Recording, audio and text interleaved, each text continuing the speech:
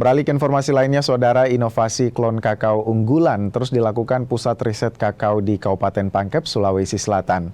Ini dilakukan untuk meningkatkan produksi kakao dan mengembalikan kejayaan Indonesia sebagai eksportir kakao dunia.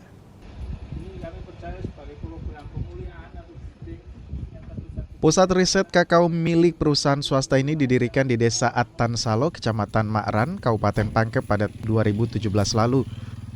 Fokus riset pada pengolahan hama terpadu, pemuliaan tanaman, kesehatan tanah, dan peningkatan produktivitas lahan.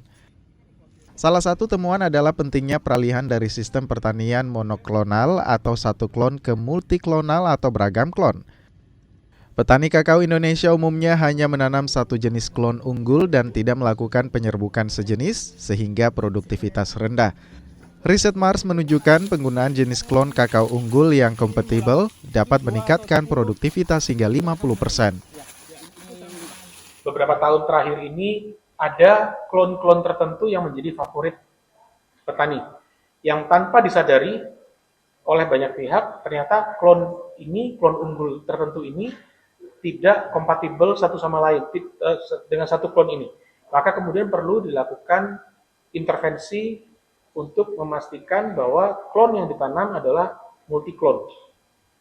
Dalam artian, dalam satu hamparan ada setidaknya 3 klon yang saling berkesesuaian untuk bisa saling melakukan polinasi. Cara tercepatnya adalah melalui sambung samping. Itu adalah cara tercepat tanpa harus menebang pohon, kita sambung samping, kita sisipkan dengan entres. Namun yang menjadi kendala sekarang adalah minat petani yang sangat tinggi karena kondisi saat ini mereka tertarik sekali dengan kembali ke pertanian kakao, jumlah entres ini terbatas. Petani dapat lebih terlindungi dari fluktuasi harga komoditas dan musim panen yang rendah.